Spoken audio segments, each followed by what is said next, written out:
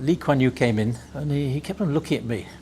I thought, was he looking at me now? Then he said, who's that European guy up there? This is Michael Gray, an ex-British citizen. He became Singaporean 30 years ago. Moreover, Michael was one of the first Caucasians to get involved in the grassroots. He told me why obtaining a Singaporean passport was the best decision of his life, why Singapore's democracy is much better than that of the US and the West, and what it feels like to own a yacht on Sentosa. I'm Max, an entrepreneur and YouTuber. Let's dive in. What Singapore was like 45 years ago, and what was your first impressions of the place? Holland Road was a two-way road. There were almost no high-rise in Orchard Road. Food, almost all Asian food. You could hardly get Western food. Boat Quay was stinking and smelly. Of course, no MRT on that. Buses were very rough, but cars were cheap. I think I got my first car, must be $15,000 or $20,000. Yeah. No COE. No COE.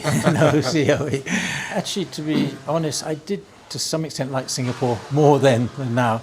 It felt like an Asian city, although the average Singaporean wasn't as well off as now. But it was a nice atmosphere. But we didn't have amenities. The first condominium was only built about that time. Where we lived in Holland Road, there was no swimming pool near us. We'd have to go to the Terror Club at Sembawang, Navy base, to swim. Sentosa was already there?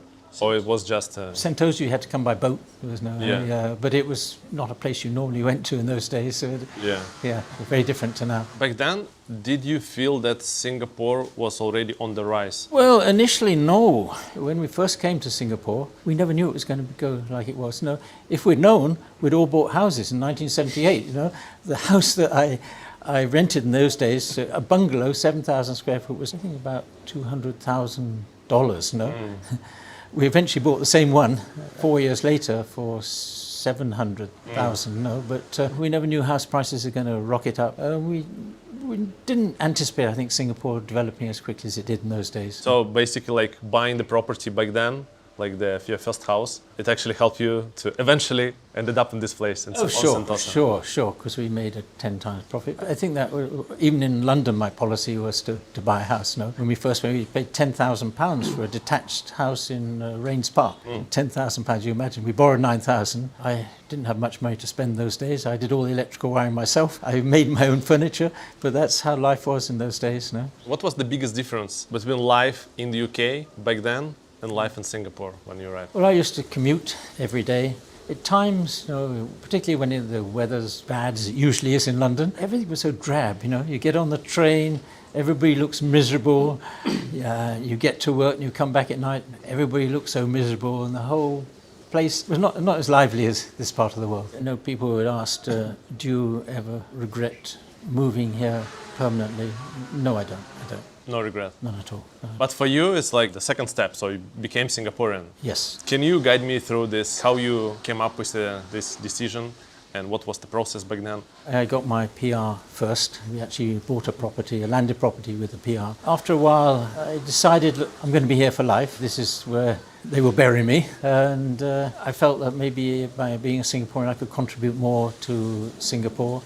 I had no real ties with my home country, although I was great for the education I got in England. I had no real ties, and when I used to go back, I used to feel like a foreigner. I never understood what they were talking about football and all kinds of funny things. I had no clue what they were talking about. To me, it was a natural decision, but very unusual for a European in those days. Yeah, back then. It's very rare. Very few. In fact, not so many people becoming Singaporeans. We all used to do it in a central place. Now they spread it around Singapore, become a citizen. But no, people were a little bit more surprised then than they are now. Yes, I'm a Singaporean. That was after the Prime Minister. He asked me that dialogue. Of people, are you Singaporean? I said, yes. He says, are you sure you qualify? I said, yes. He says, do you eat durians? I said, yes, it's my favourite fruit. He said, okay. As far as voluntary work, I've been doing it here since the mid-80s. I was involved in the Public Transport Council. I was the deputy chairman, which at that time was one of the most difficult statutory boards because the people didn't like fare increases then. There's one recently this week. I haven't seen the uproar that we used to have 15 or so years ago. Every time we increased the fares. At one time, we increased the feeder fares very little, but I had to go on talking point on TV for 1 hour to defend a minute increase in fare. It's the fare for public transport. Public transport. Yeah. Do you remember what was it? Like, what was the increase? What was it the... was hardly anything. Like, Then later on we had another increase where myself and the chairman, I was the deputy chairman, we had to sit up in Parliament, up in the middle of Parliament, where they had a two-day debate on the public transport fare increase. So we had to sit up there and listen to them debating our increase. Lee Kuan Yew came in and he kept on looking at me. I thought, was he looking at me now? Then he said, who's that European guy up there? And the Prime Minister Gochok said, oh, it's okay, he's the deputy chairman. But what Lee Kuan Yew didn't know, he left his microphone on.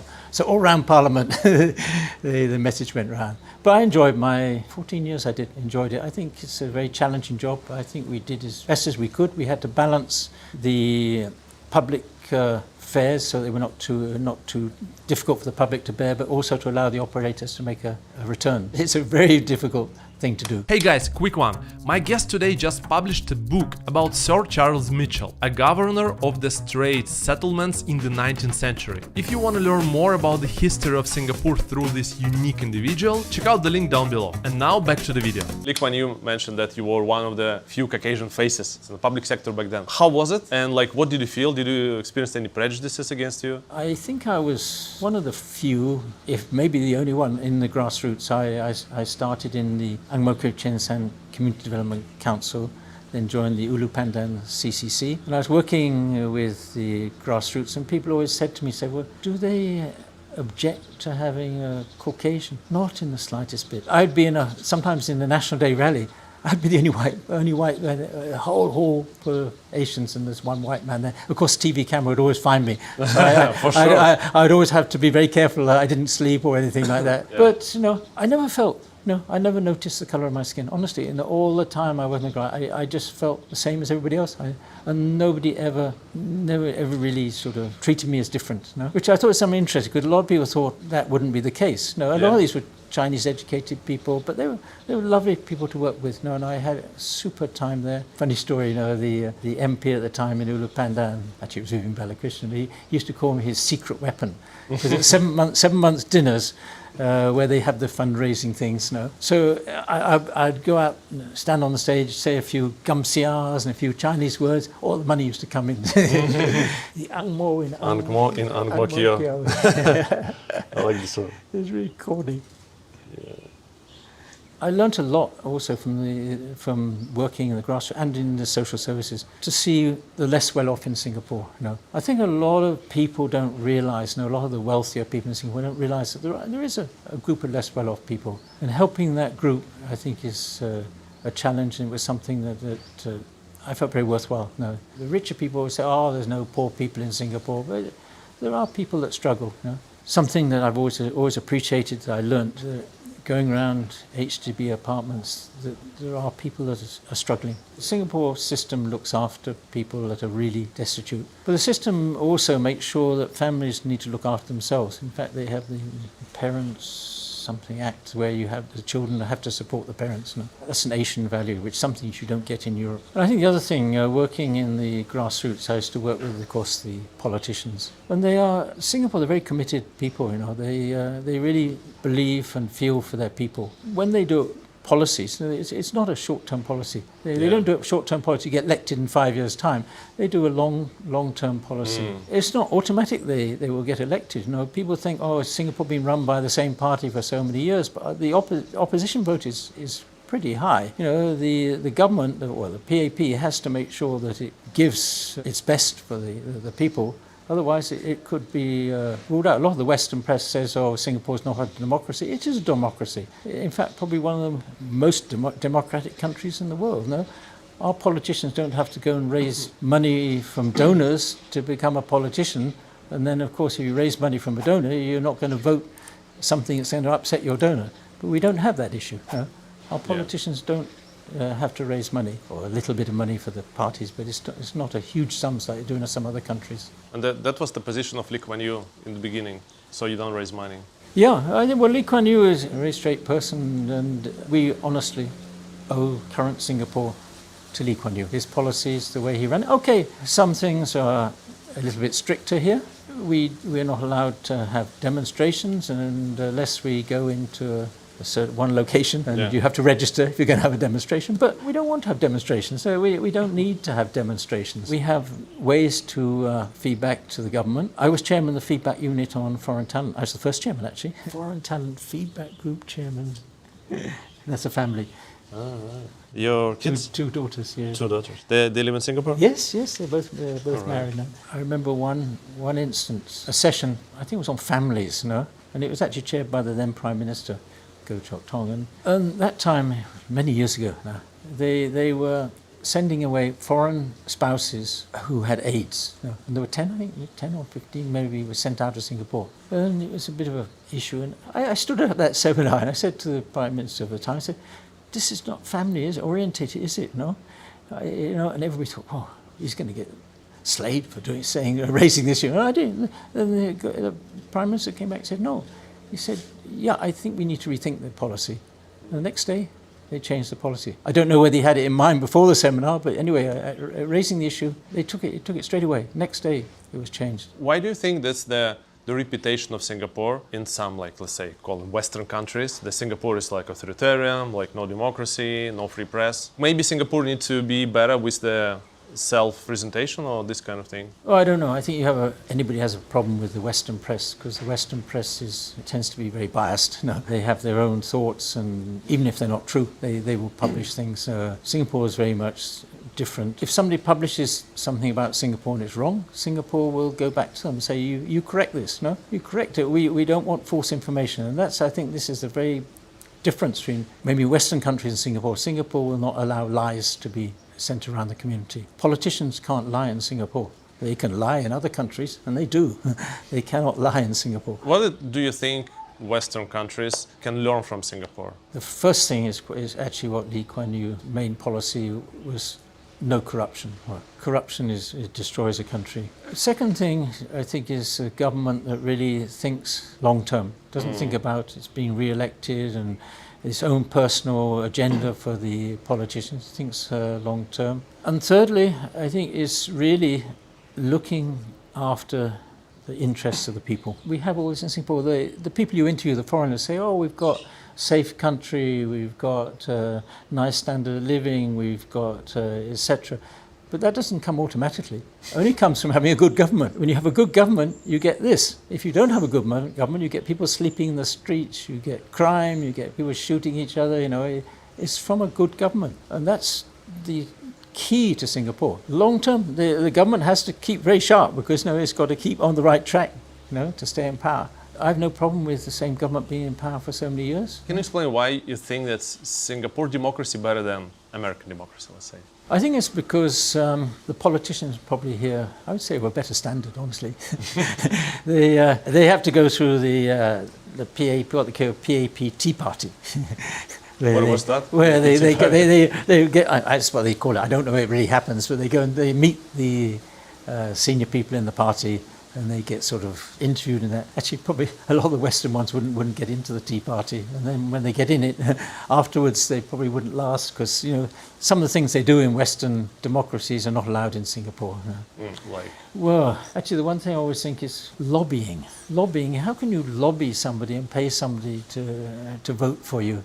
To me, that's corruption. But I don't know enough about it. But to me, it seems things like that. Where you're influenced to vote.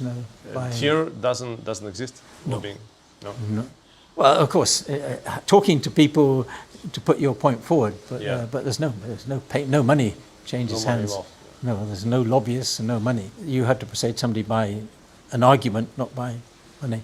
I think our politicians look after the people more than the Americans or the other Western. You look at the state of the bottom 50% of the population in USA, they haven't improved in many, many years now. But the US is willing to spend billions of dollars on the armament industry. But what about all the poor people? So you are now 78, yes. Right? This year, yes. This year. Yes. How does it feel to be 78? I don't feel 78. I don't know. I remember my grandfather at 78. I think he felt older than I feel. No, I don't feel 78. I think as long as you keep active, your age doesn't count. If you become inactive, then you age. But I must say I'm not as active as I was 20 years ago. But I still like doing active things. I like going out with my boat. Yeah, that one. Yeah, that one over there. Here. Is it expensive to No. buy a boat in Singapore? No, actually not. We buy second hand, and the berthing here is very, very reasonable. You know, it's very. What's the range? Like, what's the price of this boat? Or if you don't feel comfortable, what's the range of this kind of boats? Well, mine's now 5 years. It's probably worth about 90,000 or something. It's cheaper than the car. Oh, it's The not too bad. But new, it's probably about 200 and something, I suppose. It's probably it's probably the cost of a car. I bought it for 130, and that was 2 years ago, so it depreciates. Yeah. I work for a accounting firm, of course, which I was a partner. So. Oh, I okay. had profit. So that paid the bills, accounting firm. Yeah. So all the like social activities, they were like on top. That was not your main job that you do. Like. Oh no! That's, all the social things are done on your spare time. Oh right. Yeah, Okay. No, not in working time. No. Ah right. Interesting. Yeah, Wow. Yeah. All right. Nice and cozy. Yeah, it's got air conditioning too. Yeah. I mean, in Singapore, you should have air conditioning. We generated that. How fast is it? I can do about 37 knots. And normally you go where? I normally just go out over the islands to Lazarus. Do you have any regrets in life? I do have one big regret that I didn't learn to speak Mandarin. I've been trying for so long, more than 50 years. That is my one regret. And my wife was seconded. She's still saying, you must learn Mandarin, but my brain doesn't work well that way. I'm not a language person. What's the meaning of life for you? I think the meaning of life is if you do have to look after your family, but you should try as much to help other people. And it's a huge satisfaction if you can see the results of helping other people. No, I have 22 years I've been involved in the family violence, and I see the cases. We have our meeting, we have one couple of days. We see the cases, some of these people involved in family violence, and how we've got them out of their violence issues. We see the cases of the people who are living not well and getting. I think everybody should play their part if they can.